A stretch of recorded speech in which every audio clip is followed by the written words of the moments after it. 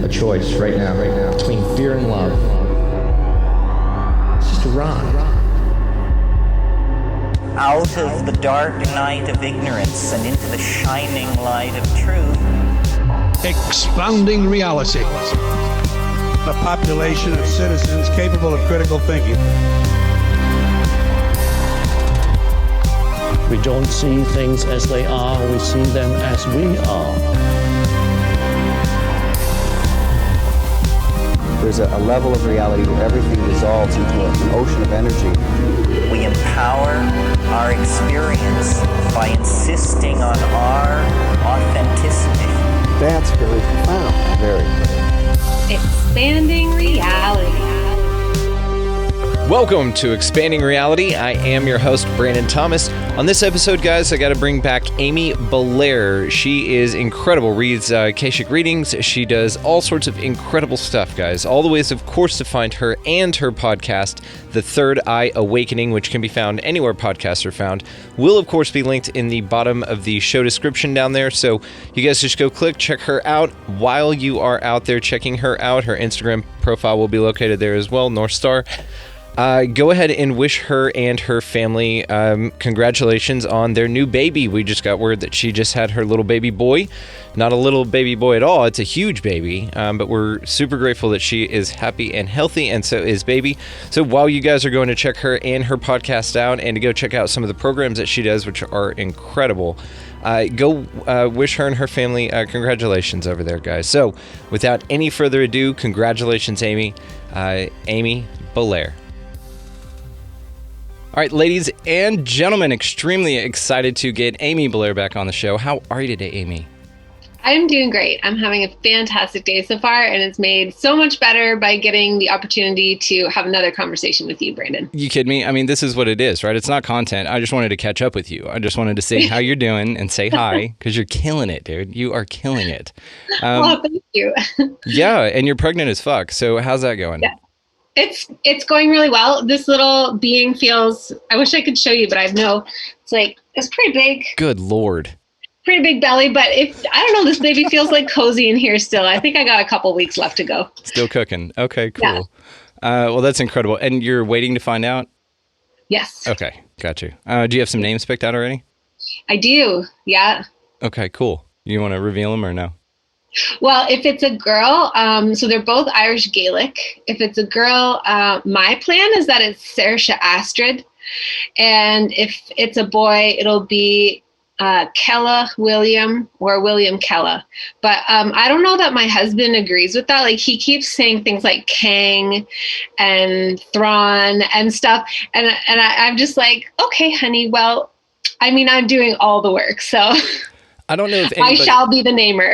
Yeah, well, that's fair. I don't know if anybody since Vikings have had that conversation about this specifically, right? You could picture Vikings back in the day going, "No, I want Khan," and you're like, "No, I want." That's great. Yeah, right. Well, cool. Well, so, ladies and gentlemen, of course, you know that Amy's been on before. Good friend of mine, good friend of the show, and you do a group that is fantastic on Facebook called Soul Space. And Soul Space, it is so much fun. Everybody on there is delightful. So shout out to all the Soul Space members. You guys are wonderful. And we have a good time interacting with you guys. Y'all are so sweet. They're so wonderful. And so if you're not on Soul Space, go out there and join it. It is really, really cool. It's a great community. So, yeah. Okay, so I got you back on because, like I said, I just wanted to talk to you and say hi and catch up with you. But let's talk about this simulation shit. Let's talk about NPCs because this has been something that's been on my mind a lot lately. So what are your thoughts on just the concept of an NPC or a non-playing character establishing, like, let's just go with the thought experiment that we're already aware that we live in a simulation. Okay, we figured that out. And now, is everyone around us real in your mind? Yeah, so I had this conversation a while ago, a couple months ago, I think, with Will, aka Ketsuban of the Wrong Warp podcast. And at the time I said that I have not met a person that I'm like, you're just empty. Like, I don't think that there's a consciousness in you. And we got into like how I think Definitely, though, there are people that are running a tape. So it's almost like the soul has abdicated. It's like set aside, and there's a tape running, and I think it's a trauma response. But that being said, I'm also aware that I have the incredible fortune of magnetizing like really delightful people into my world, such as yourself, like truly. And so sometimes I'm like, are there NPCs and I just haven't met them? That's what I'm a little bit stumped on. I've met people for sure that are not driving the car, and they're more like, it feels more like a possession to a degree. But I don't know if that's the same thing as an NPC. Like an actual, and maybe I'm misinterpreting, but to me, an NPC is like literally a character that has nothing other than just to, I don't know, be part of the background or like repeat, something like one line, on behalf of the simulation. Have you met one? Do you think you've met an NPC? I'm sure of it. Now, to what you just said, I think that there may be different levels of non-playing characters around here, right? So if you're in a grocery store or something like that, or in a public place, and you see somebody way off in the distance that you're not going to go towards, you're not going to interact with, you see them like just walking out of a door or, heading out to their car or something like that, then that might be one of those far distant NPCs but also the game may just render a story for them whenever you approach them or interact with them, right? It's not off the table. Totally. So let's say, for instance, I meet people like all the time, like I'm just social, I just like people. So I just say hi to people. If there's an old lady or just a lady or something like that, I was raised well. So if somebody's putting heavy stuff in their car, I go over and offer to help, stuff like that. And then we'll have like a little interaction, but maybe that's it, right? Maybe there's just small little characters that play a minor role. All of it, I think, is just for you to have the experience of realizing who you truly are. So in that moment, I could have just walked by that lady, NPC or not. It doesn't mean, and I guess I want to put this out there for everybody listening, that NPC doesn't mean treat people like shit just because they're not real. And I've got kind of a thing I'll bring up later because it's a thing I wanted to tell you about, but not yet. About these characters out there that maybe they're just playing a role, like you said, or they've got specific lines to come into your story at specific times. Even the people that flip you off on the freeway or whatever, that's a person that's here to allow you the opportunity to realize who you really are or to choose a new version of yourself. The one that would have flipped the person off before, maybe now you've changed because of this opportunity. You just go, man, you know what? Just be careful out there. I apologize, or it wasn't my fault, or something like that. People can be a little hard on themselves with stuff like that, but it's the opportunity for you to realize maybe a new, greater version of who you really are, and that's all these characters are here to do.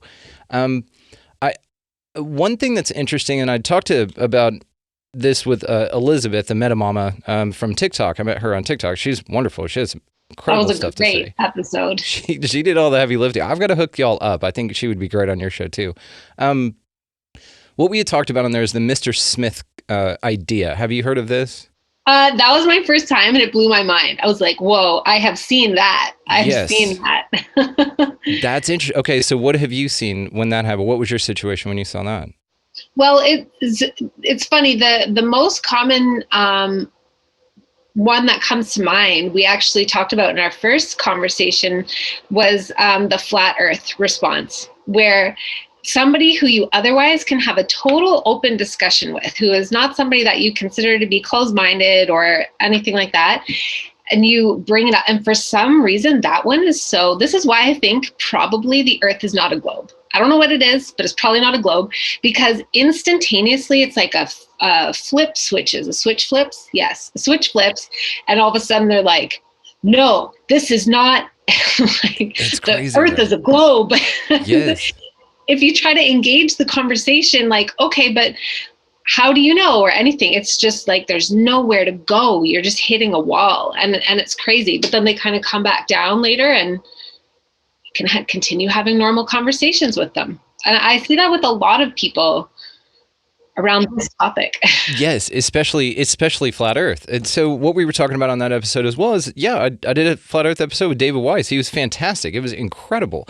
And the comment section, thank you. He did all the heavy lifting. I don't feel like I do much at all.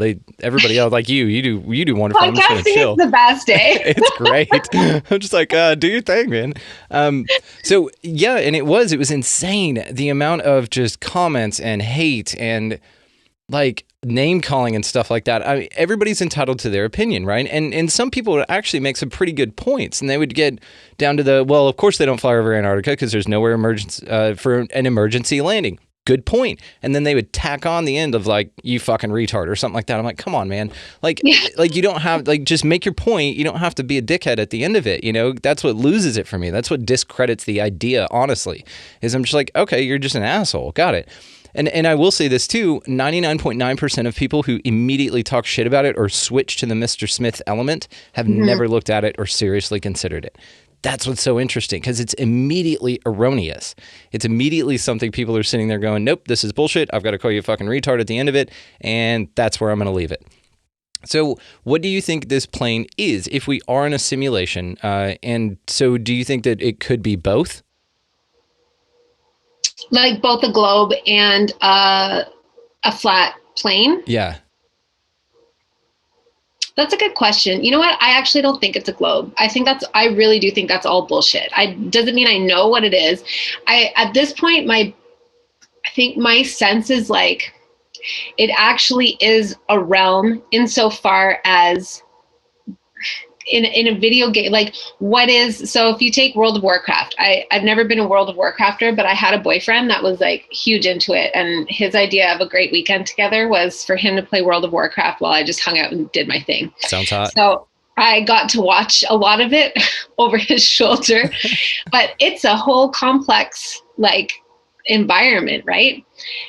But it gets simulated as your character enters, or my son really loves Red Dead Redemption. Same, it's a beautifully complex rendered environment, but it gets rendered as your character enters that area. It's neither a plane nor a globe. It's just a rendered environment. And I think that's what we're actually in, rather than a physical shape. Because I think that's all physical reality is anyway. Like we have this impression that like this desk I'm sitting at is solid, but I was going to say we know, but we believe. I think I know based on my research and my trips into the Akasha that every atom is 99.9% empty space between the electrons and the nucleus, which is made of protons and neutrons. And so if that's the case, then mostly everything that we experience is empty space. And when you come down to the subatomic particles, they're just little tiny parcels of energy that are vibrating. And I think that the third dimension is a realm where the vibration slows down such that the energy can take on a pattern that's pretty stable because it's slowed down into this little bandwidth. And so it takes on a sense of stability, but ultimately it's just energy patterns until we decode it, or something with the physical body, like the apparatus, the equipment to decode and translate, like unzip the zip file kind of. Does that make sense? Yeah, absolutely. Like an observer effect in quantum physics, because that's what they say. The Schrodinger's cat thing. Is it dead or alive? Yes. Until you observe it, it's both potentials. It's all potentiality, right? And so, the slow vibration thing makes me think of like calm water versus a rushing river.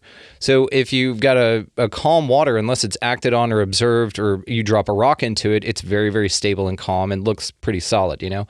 But then a river takes on many forms and it's undulating and it's fluctuating. It's kinetic, right?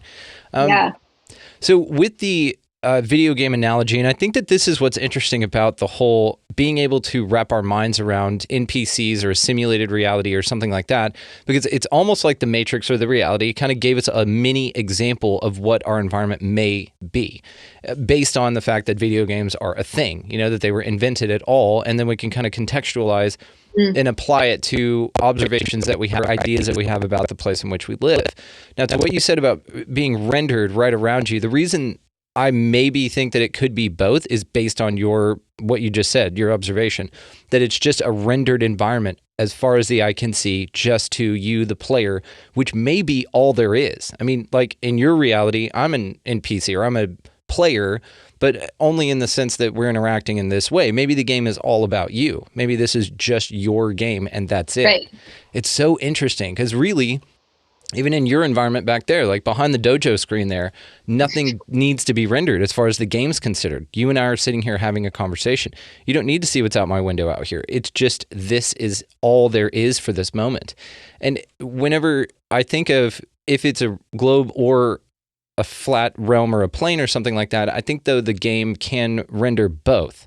So let's say, for instance, that you wanted to hop on when they privatize space flights, if they ever do that, and you want to hop on the Virgin thing or whatever, and you shoot up to the sky, then maybe the game renders a globe underneath you, because that's the principle that you're going for, right? Definitely. I absolutely, that's sort of what I figured out about manifestation, or one of the things that really made it speed up for me was realizing like, oh, okay, our beliefs really are everything, insofar as like what you're expecting is what will render. Yes. Because it like, it's not that there's nothing else there. There's infinite energy, infinite potentials, infinite energy patterns to decode. But I kind of explain it like, if somebody's speaking a message to me in Korean, I don't speak a word of Korean, so I can't receive it. I cannot translate it. But if they speak to me in French, I do know how to speak French, so I can translate that. So if I have no concept for the earth as anything but a globe, it's going to be very challenging, verging on impossible for me to render it as anything but a globe, because my expectation is so powerful, my belief is so powerful, that is the potential that I am able to lock into.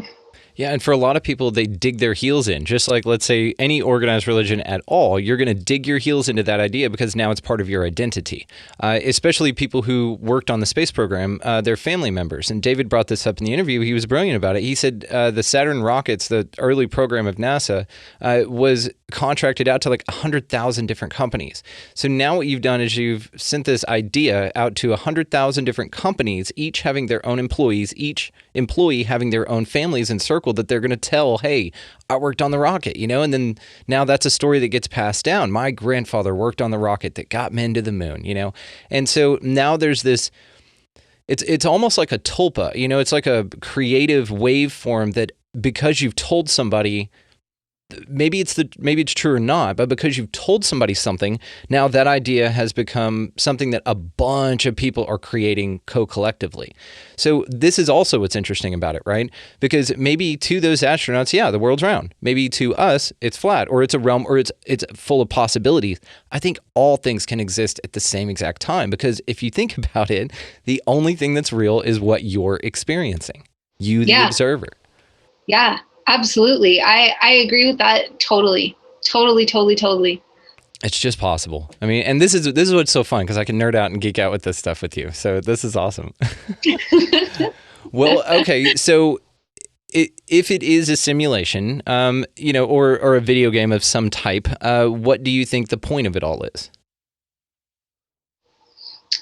I actually really believe that the point of it is that I think transformation and evolution are the name of the whole game. And that, like, the consciousness that is all, it just seems to me like, why would it just be static and never evolving? Like that, there's in I totally believe in infinity because it was shown to me when I was about 20 years old, and it was shown in such a way that like I was not trying to imagine it. It just I just sort of received a vision and an understanding. And so even the idea that infinity is like possibly not real is that doesn't make any sense to me. So when I think about infinity and infinite potentiality, infinite information, infinite consciousness, then why would it just be static? Of course it would interact with itself and it would evolve on all kinds of levels. And that's really what all of this is about. And so for us on Earth, I think it's like realizing your God self, but also forgetting your God self, because then you get to remember your God self and you get to choose everything in between. So we exist in a realm that includes polarity, and polarity in and of itself isn't necessarily bad. It's just, two extremes and then everything in between. And we get to be the third vantage point that then chooses between those extremes and everything in between. And so we're full of choice, we're full of free will, and it's all just for the purpose of evolving, I think. Interesting, and I love it. Yeah. And it seems like, are you familiar with the X-Men at all? You know, the comic book, the X-Men? Okay. Somewhat, yeah. I've seen the movies. Okay, there you go. Are you familiar with the concept of their danger room? Are you gotten that deep into it? That's okay. I'm a super comic book nerd. No big deal. So there is a room inside Charles Xavier's mansion or whatever. That's a massive open space that has a bunch of digital holograms and a bunch of things so that they can train and hone their abilities, right? That's the whole point of the room. But what's interesting is all of it's fake, but the danger is real, right? So also the learning experience is real, and that's why it's called the danger room, I guess. But it's basically like a bunch of like robots and stuff that'll come out, and then they, Wolverine does his thing, and like Storm will do their thing, and they learn how to kind of work together. And so it's almost like if this is a simulation and that's what it is, then it's like that, right? It's like there's a space that has a bunch of technology in it that can make it seem extremely real. Again, even the danger is real. So if I walk outside and get stung by a wasp, which I did recently, then that hurts. It sucks. It's not ideal. I will put it that way. So this is what's interesting about the whole concept of a simulation as well. Is the danger or the experience is very, very real. If you walk out in front of a bus, no matter how much you think this is a simulation, you're going to get plowed into and you're going to get splattered all over the road. If you punch somebody in the face, whether you think they're an NPC or not, you're probably going to get your ass kicked. And so there's like a very real consequence, which can kind of negate the idea that this is all fake. And fake is, what would you say is fake? Like the difference between what is real in air quotes, and then what is fake, right? It's just what you can experience. It's just what feels real, even though our minds can tell us that we're in a simulation or that there's non-playing characters out here and that we're just here to learn. And the danger is real, even though it's fake. How do you feel about that idea? Yeah, I feel like that's why it's hard to talk about these things, because almost like as soon as I start talking about them, I can feel people's like defenses coming up. And so I sort of dance around these words. Like I refer to it as an illusion, but then I'm like, but it's not an illusion insofar as it's like, doesn't mean anything. It totally means something. The suffering that exists here is a real experience that is really being had. And that means that it's real, but that it's not the only real. It's a tiny, tiny sliver of what is real, and that there's a much bigger perspective available that, I don't know, helps.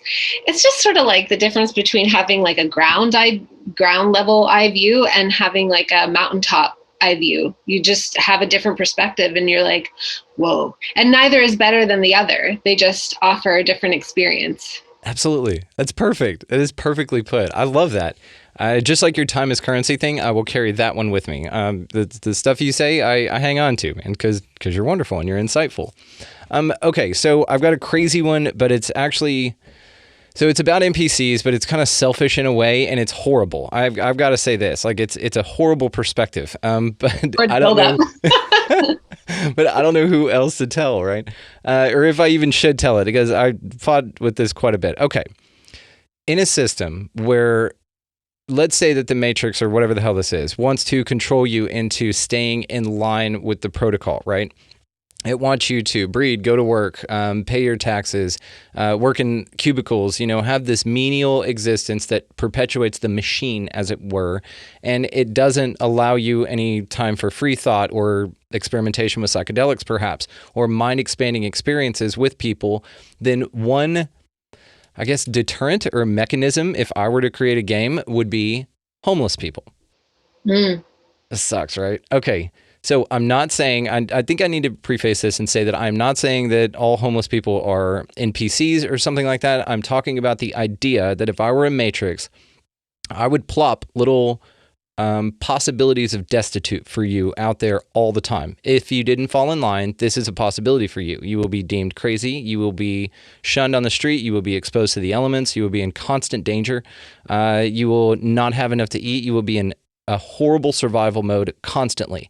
All you have to do to avoid this situation, which you could fall into at any moment, would be just to fall in line, just do what we say, and you'll be okay. It's almost like the shittiest motivator that you can think of.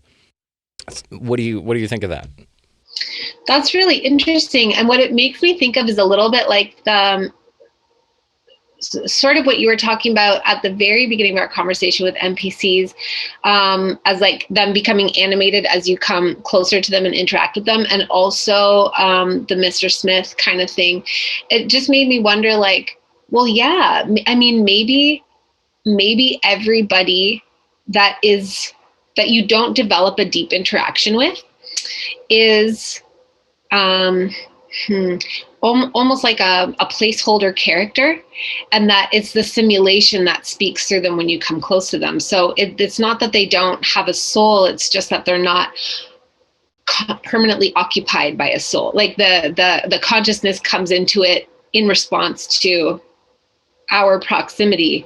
And so that's what I immediately thought about. But I definitely think that kind of thing is part of the programming, is like figuring out people's like fear and pain points, and sort of sprinkling the simulation with evidence of that, so that you are always met with it. And I really think our fears, for the most part, are illusions. So I would never tell somebody to jump off a cliff because your fear is an illusion. Just go ahead, jump off a huge high cliff where you will fall to your death. It's not like that. But I think that those fears that hold us back from knowing the truth of our power, I think those are all illusions. And that as we sort of confront them and knock them down, they remind me of the boggarts in Harry Potter. Like, they take on whatever form is actually going to freak us out. So for one person, it might be like homelessness as a potential. For another person, it might be getting mugged or attacked in an alleyway. For another person, it could be bankruptcy, or, like, who knows? It's different things. But I think, like, I definitely think the simulation sort of like rears its ugly head to present itself, so that we don't pass through the barrier. But then when we pass through the barrier, it just goes away. Yes. And you're like, oh, okay. I think I see what's going on here. It's interesting, right? Because I've noticed this as well. It's whenever you confront it and you say, Stephen Pressfield's the War of Art, he calls it the resistance. And so whenever something like that pops up in my mind as well, I'm like, nope, you're the resistance, fuck off. And it fucks off. It's not a problem anymore. It's not something that I experience. Same thing with like this jab. It's same thing with like all these potentials that they scare you with. There's a boogeyman out there. You're going to have to do this. You don't have to do any of that shit. That's the resistance. Or the Matrix are synonymous, I guess. That's the system trying to give you the opportunity to calm your mind, to stay on your course, right? Yeah, and it totally, and like, I don't want to say retreat, because that's not really the right word, but retreat in a sense, deeper into your actual, I don't know, lately I'm calling it a God flame, and it feels like sort of like a diamond light, and it exists somewhere between our throat and our heart and our chest, and it's like the house of who we actually are, like who we actually are. And the more you retreat into that, the more you realize, like, I can just wave my hand through the illusion of this, this perceived threat or this fear, or this barrier, and it just dissipates like fog or mist. And I remember, like, oh, I'm so much more in control than, I was brought up to think. Completely agree. And I've been playing with this a lot lately. That specific idea. I'm so glad you brought this up, because yes, it is something that I've been sitting there going, hang on, this is just the resistance. Like, go away. And I'm telling you, it's an instant flip of the switch, and it like recedes into the shadows. You can see this like, and it like powers away. Yeah, it's like this horrible. That's exactly what it feels like. And this is what's so interesting about this whole damn experience is you have way more control, and you understand this. I'm figuring this out, that you have way more control than you're being told, of course, than your parents would. They're part of the simulation too. They're the ones that told you that you got to work hard, and that if you don't have money, you're going to, be homeless. And then now there's the homeless thing. And I think though, if I could be incredibly revealing about this, homelessness to me and destitute it's something that, it hits me to my core, right? And this is one of the things, if one person goes hungry, that's the mark of our society. We are only as good as that one very last little kid in wherever that doesn't have a meal or a place to sleep tonight. That shit, it fucks with me on a really mental level. That's the one that will pull my heartstrings, especially animals. Anything animal, elderly, homeless, and anything like that, it fucks with me hard. I can't even check that page, Nature is Metal. Have you ever seen that on Instagram or whatever? Okay, don't do it. It's basically just the natural world being the natural world. It is what it is, but it's gruesome, man. It's like lions ripping things apart, and like baboons eating other baboons' asses while they're still alive and screaming. It's horrible. It is horrible, but it is our reality, right? It is the nature of things, which is another interesting part about the simulation. Like, why does that need to exist at all? Why do things like that have to exist? It is maybe one of those things just to show you who you really are, or something like that, or just to show you, hey, the world's pretty fucked up, and to keep you in almost like this fear state. Now, I've never been attacked by a lion, thank God. I've never had my ass eaten in a bad way while I've been screaming or whatever. But it seems like one of these things that's out there. It's possible, so therefore you have to have a reaction to it, or you don't. That's the thing, right? You just don't react to it. Right. Or like, even that is really interesting, because it's like, well, why? I mean, I personally believe that we are hybrids, hybrid beings. So part of us, part of our genetic sequence comes from this planet, and part of it comes from elsewhere, whatever that means. Because when you look at our physical apparatus, like why aren't we covered with hair? Like, we can't just survive, right? Like we need very specific, we need shelter. We don't have claws. We're not equipped in the same way as the other creatures that exist here, but we also are like beautifully integrated to be here and to exist here. Like, the air is not toxic to us on its own without chemtrails and whatnot. Like, the environment is supportive and nourishing and nurturing to us. And so even that is a really interesting concept, because it's like, I believe nature is encoded with so many beautiful things that we can't get on such a densely packed level that our conscious minds can't understand. And it carries like a frequency of truth and harmony and well-being, and even more than that. And so why are, like, whenever I see information like that or hear of information like that seems to like freak us out about being in nature, it's like, but why is that there then? Like, it's to keep us like wanting to be in the safety of our homes and our weird artificial environments we create and separate from nature. Or this idea, like, I don't know if you remember that commercial a while ago that they would show people through I don't know, I think it was like a UV filter, and their skin was just like, bleh, like mottled with sun marks. And then they would put sunscreen on and it would suddenly look smooth, but it was like a weird black and white filter. It was a commercial that played a lot, well, at least in Canada. It was obviously a pro sunscreen commercial. But sunscreen has ingredients that are carcinogenic when they come into contact with sunlight. Yeah. How fucked up is that? Yeah. and I think about it, and I'm like, I heard a brilliant woman named Nadine Artemis talking about the sun one time, and she was like, of course we need to interact with the sun. That is what our bodies are designed to do.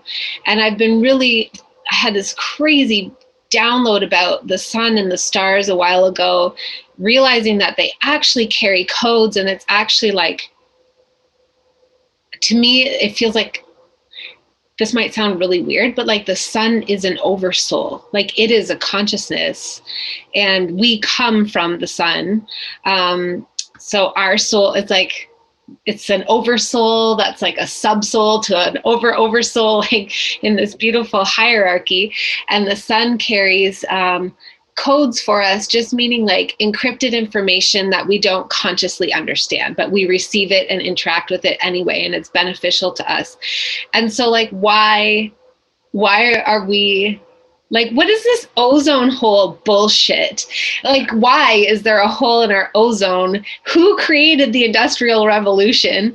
Oh, it's just humans we're just irresponsible assholes and we ruin our planet. I don't know. I think we're all just forced into a system that, makes us do things that we don't want to do to survive, because we don't have the time to come up with solutions. And so now we have a hole in our ozone, apparently, and the sun will burn us. And I definitely get sunburns as a very white person, but I just don't wear sunscreen. I just try to not go out in the middle of the day when I know the sun is at its peak. Well, why would I cover myself up in a chemical that is carcinogenic when it interacts with the sun? As if like I have to protect myself from the natural environment that I was like created to experience. It's just weird. It is weird. And I'm like you. I don't wear sunscreen either. And I'm in Texas, dude. But we, my wife is coming around to this idea. And my mom bitches at me all the time, but she bitches at me for a lot of things. So it's okay. I'm like, Mom, I'm like married. I've got a mortgage. I'll be like 39 in a couple months. It's okay. I'm a grown man, Mom. Yeah, I'm a grown ass man, right? You can just dial it back. But it's out of that fear, though. That fear because it's conditioning, right? That's conditioning to, oh my God, you're going to get skin cancer. You're going to whatever. It's super survivable, so I'll be okay. But what's interesting about this whole concept as well is, yes, I like the Matryoshka doll spiritual sun soul thing, to where it's just all little, bigger or more condensed versions that then get really expanded. I think that's really cool. Have you done sun gazing? Do you ever do that? I mean, I not necessarily, only because I don't live anywhere that I can do that in those like very specific hours, just because of the trees around where I live. But when I go to the beach, I definitely do it. But I sit for my morning meditation. I sit where the sun is going to beam on me, and I just sort of receive it that way. It's through the window and everything, but it nonetheless feels very, I don't know. It changes the quality of my meditation. If it's a cloudy day, I feel it. I love it. And it's a great example to do. Yeah, because so for the listeners, sun gazing, it's an ancient practice. The Egyptians used to do that. A lot of ancient cultures. And it's where you just stare at the sun, but only 30 minutes after sunrise and 30 minutes before sunset. There's a specific window. Now, I saw a guy out there that's like, man, I just walk out and stare at the sun, and he's fine, but that's an interesting one, which it'll lead me to what I want to talk to you about hacking the matrix here in a minute with super abilities and things like that.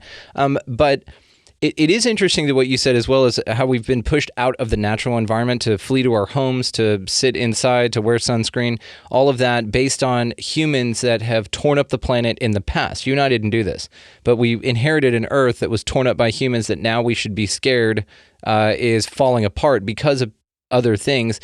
And it's almost like there's this past karma that's built into the story that you had nothing to do with, but you're paying consequences for. The most old school one, of course, would be Eve in the Garden of Eden. So the story, of course, of Adam and Eve, and she takes a bite of the apple, and that's why all childbirth is painful. But childbirth is painful for all mammals and all animals. So, I mean, why did everybody, that's the explanation for it, right? And my mom, God love her, very, very Christian. She says, there's going to be a long line in heaven of people ready to slap Eve in the face. I'm like, why the fuck would you do that, because she then caused the problems for all women after her. I'm like, no, it's just birth. That's just the way that it works. It's an odd idea. Same thing to there's a hole in the ozone layers because chicks in the 80s just had to get their Aquanet on, and hairspray, just fucked everything up for everybody. And so now you guys need to pay the price for it. But these people then will fly their private jets over to Davos to kind of create a world for us that tells us what we need to be doing. Right. Or the recent G7 and masks for all the, for the formalities. And then we're just going to chum around and group hug and take group photo shots without our masks. And yeah, exactly. Like they all flew privately. Yeah. You're not seeing them hop on into coach. Liars. Yes, absolutely. And then there's thousands of examples. I'm glad you brought this up as well, of people putting their mask on right before they walk on camera. And there are then cameras that have been running, and you can hear a lady say, "Okay, everybody's fine," and they're all hugging up and grouping up together, and they say, "Okay, well, we're about to turn the cameras on. Everybody, make sure you social distance. Make sure you have your mask on while the cameras are on." It's blatant fuckery. And this is the thing, though. You and I see it, of course. We don't, and all of your soul space people, they see it. But it's interesting, all the NPCs that don't. So leading us back to that idea, what do you think then is the way that whenever we are confronted with a Mr. Smith type of a situation, because you could see it switch. And like you said, if you bring up anything like 9/11 or flat earth or any concept that goes against the mainstream, you could see them be taken over by a representative of the Matrix that's going to shut down this conversation. Yes. That to me, do you feel like that's when you know that you're on the right path? Yeah, for sure. Totally. Like you're getting too close to the truth. I mean, yes. Yeah. And I feel like it extends so much to say. I feel like it extends into this whole call-out culture fucking nonsense that I despise. And that, like my neighbor, we went for a walk the other day with our kids, and she was just asking me what I thought about like the trans agenda. And I was like, I believe that there are people who feel transgendered. I believe probably a lot of it is trauma related, but I can't say it all is, and I'm live and let live. Whatever you want to do, like however you feel is the authentic expression of yourself at any given time, as long as you're not hurting anybody and they're, as long as everybody's consenting and of an age to consent to what they understand to, then I love you. Be you. I think they're getting thrown under the bus personally. And she was like, "Oh, I'm so glad like that we can even have a conversation about it, because if I try to talk about it with anybody else, it's immediately like, you're transphobic, you're an asshole." And this is Canada. Like everybody's so polite here. It's ridiculous. And I feel like it even extends to that. And that when you go there, you're getting close to a truth and I think it's also a pain point. That's why I think a lot of it is a trauma response. It's like people just having pain they don't know how to deal with. And so they just like, lash out, and they put up this huge instantaneous defense wall so that the conversation can go no further. But I think it also is the simulation, like shutting it down, because you see people like flip, just totally flip and become almost like, it almost does feel like possessed. Yes, it's wild. It is. It's this representative in the Matrix going, no, and tapping him on the shoulder and then stepping in and saying, "Okay, we're not talking about this anymore. I'm going to make you feel like shit. I'm going to ostracize you from the group, and we're shutting this down." And they get really loud, which then, of course, depending on your constitution, kind of triggers a reaction in you, no matter how you feel about it, right? Yeah. Weird. Yeah, I think trauma-based mind control is like the main control mechanism. And it we can get traumatized in so many ways, especially when we don't remember who we are and we don't realize this is a simulation and we can't see it from that mountain eye view. Then it feels really real. And I've certainly felt it, that sense of like, oh my God, what if people judge me? What if people misunderstand me? What if I get like kicked out of the group because I've said something that is considered, taboo and offensive and unacceptable at this time? Or Like that's just one example of a layer of trauma, but I feel like that's all, like that's the main way that we get controlled, is triggering those deep fears that we have. I think so too. And so the understanding about that we live in a simulation, or even the idea of it, that none of this is big capital letters real, but it's very still real to you. And so this is one thing people might say is, well, then why the hell even talk about it? Why even bring it up if it doesn't affect my day to day? If it doesn't, change anything? If I'd still step out in that bus or jump off of that cliff or get stung by a wasp or something like that, it still sucks. So what's the point in these thought experiments? What in your mind is the answer to that? It just depends on what you want out of the game, I think. Like you could totally just you could just be like, yeah, okay, maybe it's a simulation and I'm just going to keep doing my thing. And that's amazing. That's totally, totally fine. My motivation is like, yeah, it's hacking the game. It's figuring out like how creative I can be, and yeah, what I can create with my understanding of how this whole simulation works. And it feels like, I don't know, lately I'm so almost like single-mindedly motivated to help people align with their mission and live it out. And by mission, I don't necessarily mean it has to be a career. It's just like purposeful living, because it's just made, I don't know, it's been night and day in my life to have that sense of purpose at all moments of every day. And so I feel like for me, my whole goal is to like rise as high as I can, as fast as I can, and bring as many people up with me as I can, and just like break the spell that keeps us penned in by those fears that I don't think are actually real, only because it's so amazing to bust through them and be like, holy shit, like, look what I can do. Yes, that's it, right? And if anything else, it's just an altered way of thinking. It takes you out of this rigid, standard, comfortable, even an illusionary state, and just think about it in a different way. It's just sort of like changing your point of view. You know, if you're at a concert and you're stuck behind a pillar and you're like, damn it, I wish I could see that concert. Well, get up and move. You know, it's like, just change your point of view. Yeah. It's, well, you know, life's gotten a little boring. Think of it as a simulation. Think of it as a flat earth. It'll pep up your step a little bit, you know, and look around your world and really kind of look, is there anything beyond what I can see? Does China even exist right now? I'm not there. I'm not seeing it.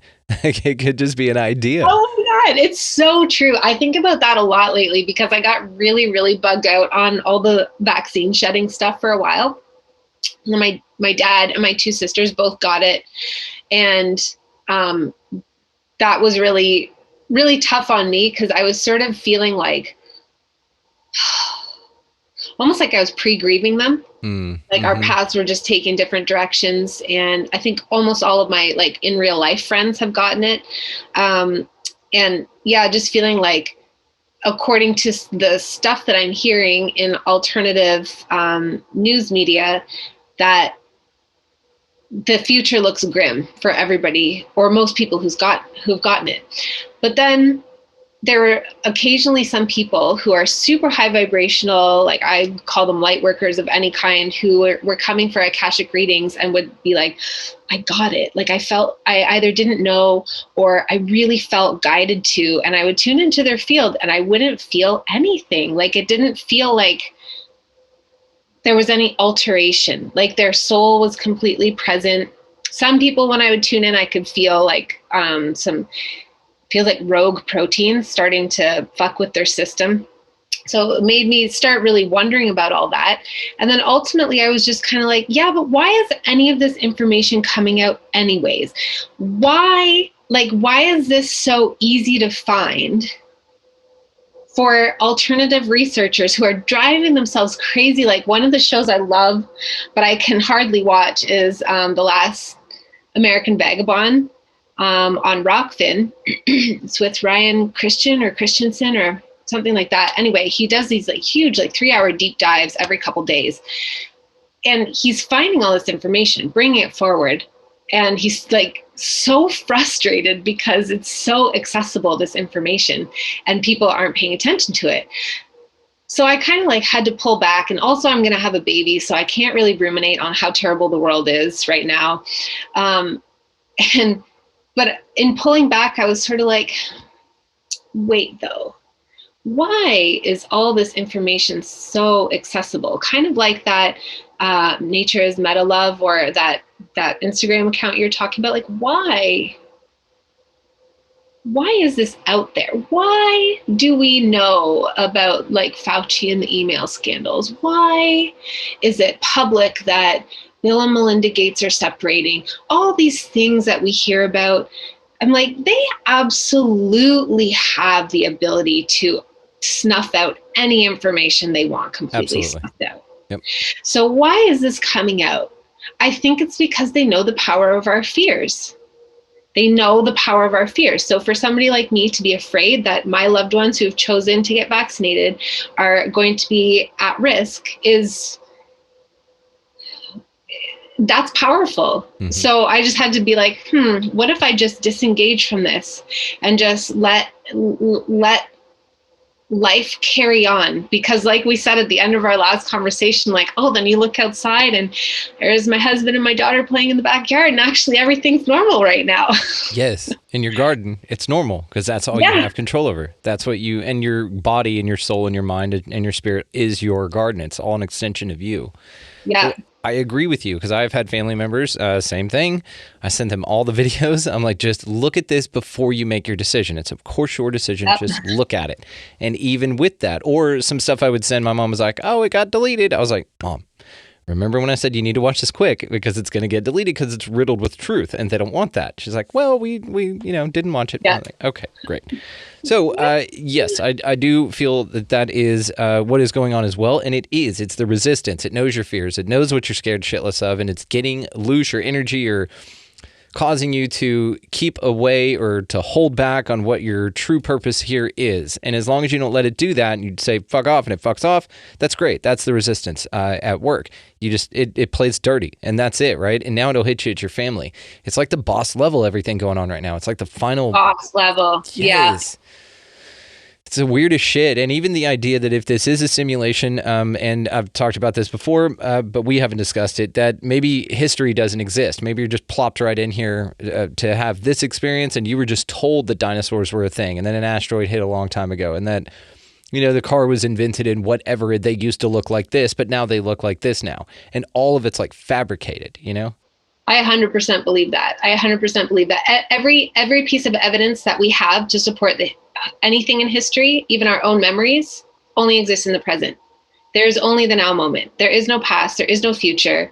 There's like a million potentials on either side. There are a million pasts, a million futures. We get to constantly be choosing our own adventure, but from this centered now moment, extending into our concept of the past, extending into our concept of the future, and the whole point of it is to feed who we believe we are and what we are creating in this now moment. I totally believe that there is no past. Yeah, and to make decisions based off of that information, right? And yeah, exactly. And this like whole thing, like, oh, if we don't learn, history will repeat itself. Like, well, if we keep talking about history repeating itself and keep like insisting that this is how history went, and I think again, that's a hard thing to talk about because it's very conceptual and it gets confusing for people. And like somebody could feel like I'm saying that something that you experienced wasn't real. And that's not what I'm saying at all. I experienced that my son died 5 years ago, but I only experience it from this moment now. Even my memories, I only interface with from this moment right now.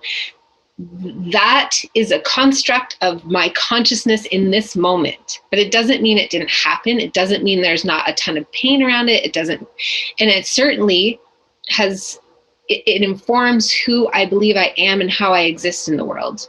So it's not to say that the things that people have been through, like, one of my big fears is that somebody who's lived through some kind of Holocaust or atrocity would feel like I'm denying that happened.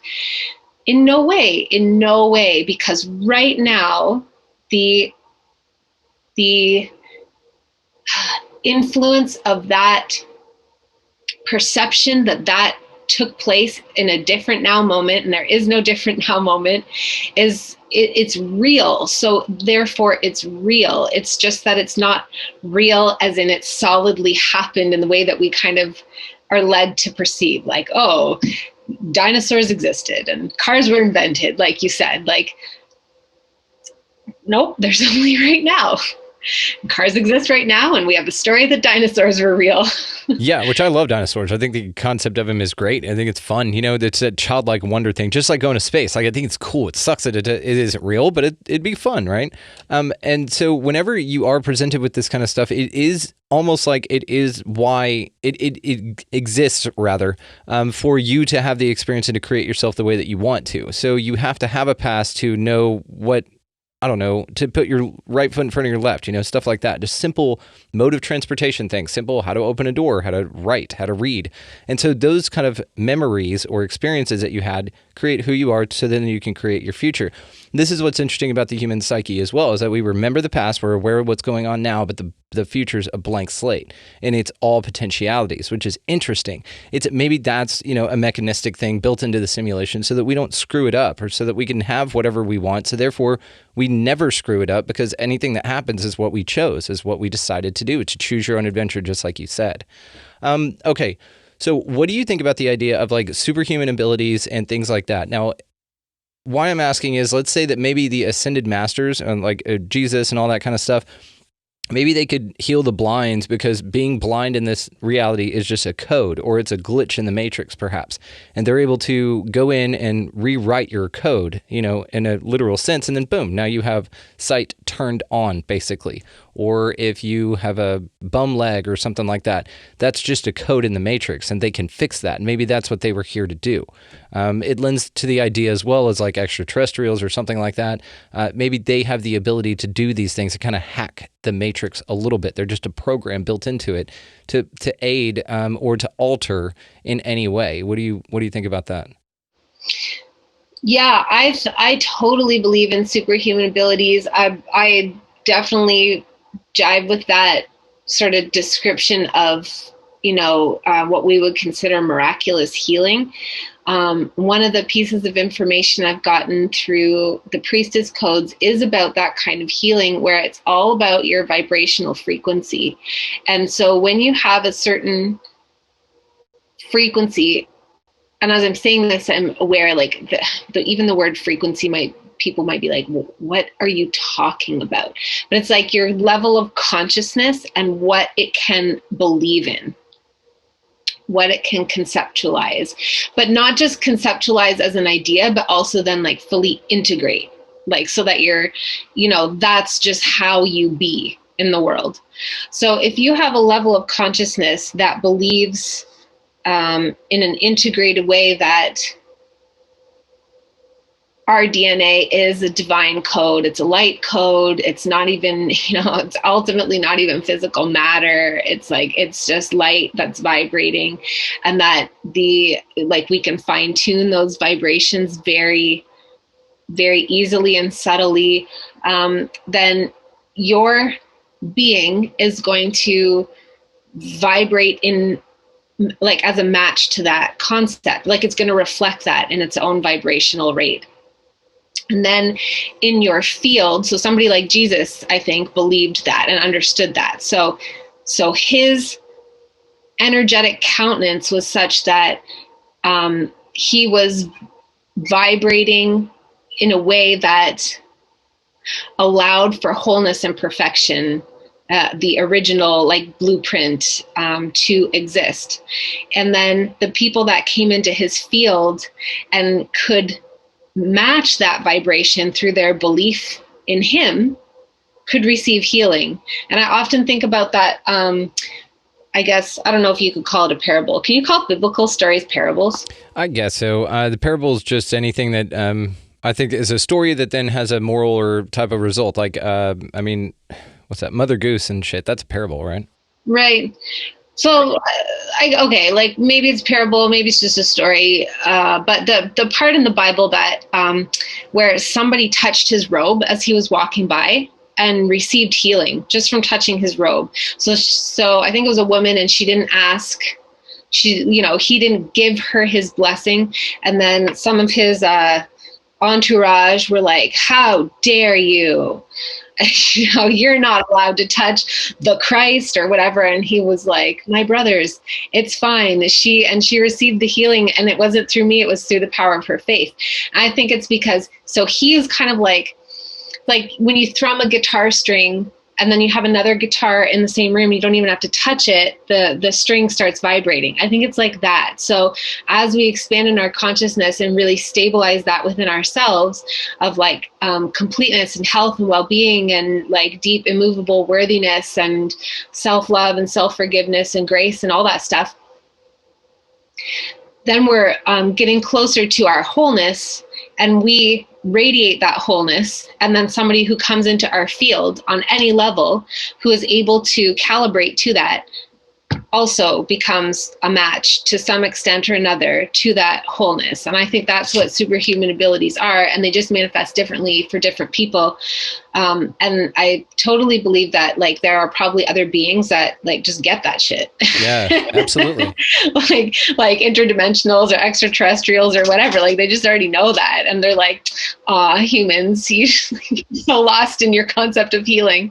Yeah, like how we can build computers, but raccoons can't. We're like, "Aw, you got opposable thumbs and anything, but you're just trash pandas." Right? That's adorable. Yeah. And we'll probably wrap it up here, but I wanted to say then too, another superpower is just making people feel better and raising the vibration of their frequency, right? And so you'll have somebody that you walk into a room, in PC or not, they're bummed out. Well, you can just with a smile or buying them a cup of coffee or something, any of the sign-off shit that I've got, stop littering, shit like that, get out of the left-hand lane, people hate that. Then you can change people's vibrations, and that to me is a superhuman ability. That's great. So everybody has the potential to do this. Absolutely. And you can do it for free. It can be part of your career or not. It's literally the gift that just keeps on giving. Like it just echoes out and out and out and ripples out and out and out and out and out. It makes such a huge difference. Yeah. My favorite saying in Spanish is puerta te bien que nada te cuesta. And that simply means just being good or being nice doesn't cost anything. And that's absolutely right. Amy, thank you so much. Did you want to tell us about the new stuff that you got going on before we wrap? And of course, I'll link all the ways to find you in the show notes. Thanks. Okay, so I have, I just finished up the live component of the psychic activation course. So if you are wanting to understand psychic abilities in a way that is demystified, but also still totally fucking mind-blowing and amazing, and learn ways to calibrate to that and awaken it in yourself, then this is a great course for that. That's the whole entire intention. And so that is available now as just a self-paced, self-study course. And I'm doing a mission. I can never remember it because I flipped between the words so much. It's a mission activation mastermind. So it's amazing so far. The conversations that are happening are next level. Some people are like, I don't know what my mission is or my purpose, but I know I can't go back. Like I know I'm getting closer to it. And other people are like, oh, I'm on fire. I've got a friggin' project. I know what I'm doing. And it's just really beautiful, but it's a space to ask your questions, get support, share support, elevate together. And we have a call every other week that are recorded, and you get access to it for life. And I basically just channel some, like I call them light codes, but they're just like clarity and sort of illusion dispelling truth as it comes through to me around many aspects to do with mission. My next one that I'm so excited to talk about is money, because it took me forever to figure that shit out. It made me so mad when people would say money is just energy, and now I'm like, money is legit just energy. Yeah, it's current C, right? It's just like a current in a sea. Yeah. Yeah, exactly. So it's just a really great place to connect with people who are like-minded and wanting to be here on purpose and be in community together. So that is currently open. And then I'm also opening up, I think I just opened up 2 spots for private mentorship for anybody who just wants to like quantum fucking leap through all those illusory fears that have been holding them back. So cool. You do just such amazing stuff. I mean, you're incredible, and your shows just keep getting more and more amazing. That one with Brandon that you just had, I mean, love the name, first of all, but damn, dude, that guy was incredible. About how he said about the butterfly and the caterpillar thing, that's how I described this show. I was like, that spoke right to me. It's incredible. So good. Keep plugging away, man, and I will definitely link your show as well as any ways to find you and anything you want in the show notes as well. So you guys, y'all know Amy, she's Soul Tribe, so just go check her out. She's absolutely wonderful. Check out Soul Space on Facebook. And Amy, thank you so much. Thank you so much for inviting me. I always love talking to you, Brandon. You are welcome anytime. We will do it again soon. Yes. A massive thanks to Amy Belair for coming back on the show for an incredible discussion, guys. NPCs, simulation, we love this stuff, and it's fun to nerd out with somebody else who loves it just as much as well and has some incredibly insightful observations to make. So all the ways to find her will be linked in the show notes, guys. Go check out her podcast, Third Eye Awakening, for sure. Go check out the Facebook group that we're a part of over there, Soul Space on Facebook, for you guys that are still kind of kicking around on that platform. Go check her out. Everything's amazing. For this show, guys, find us at expandingrealitypodcast.com. That is where the links to all of the socials will be found, as well as the YouTube link for this video in particular and all of the other ones. So go over there and check that out. Patreon's up there as well. If you like the show, if you find it valuable, go ahead and throw a little down on that. That would be much love appreciated. So go out into your week, guys. Pick up a piece of litter. Go ahead and don't litter in the first place. Get out of the left-hand lane. That would be wonderful. Buy somebody in line behind you a coffee or a meal or a bottle of water, just something. Roll around with a few bottles of water extra on you for the hot months to give out to folks that don't have it or that look thirsty, whatever. Anyway, I also just go out into your week this week, guys, strong and powerful. Take a look at some NPCs in your world and see what you think about the whole idea. It's just a fun thing to think about. And while you're out there doing that, just go ahead and be good to one another. Thank y'all so much for listening. We'll see you next time.